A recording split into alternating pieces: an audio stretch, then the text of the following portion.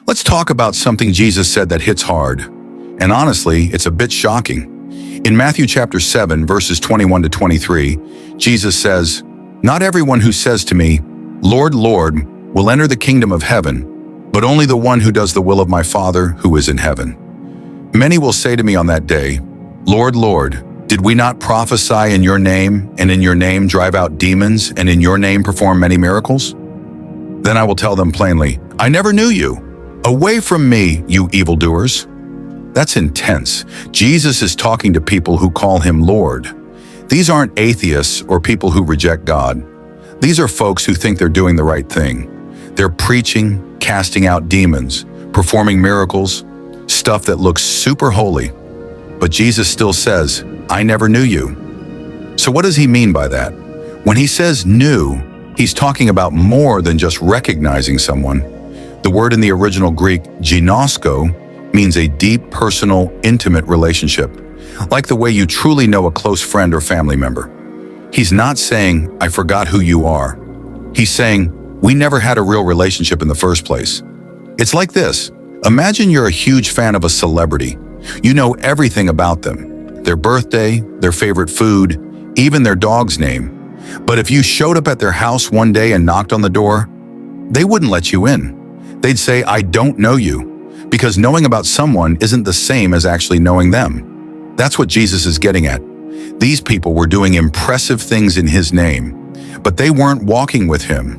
They were busy doing stuff for God, but they weren't spending time with God.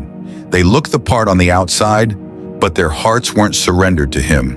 The truth is, you can go to church every Sunday, volunteer, give to charity, even preach, and still miss heaven.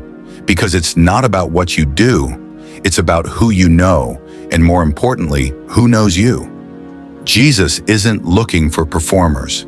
He's looking for followers, people who genuinely love him, obey him, and let him change their hearts.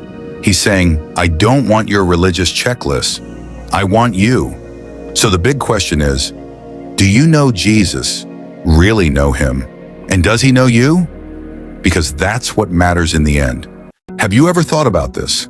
In the Bible, there's no place that says Jesus actually touched money. Let me break it down for you real quick. So one time, in Matthew 22, verses 19 to 21, some religious leaders tried to trap Jesus with a question about taxes. He said, "Show me the coin." Notice that. He didn't pull a coin out of his own pocket. He didn't even touch it. He just pointed to it and said, "Give to Caesar what's Caesar's and to God what's God's."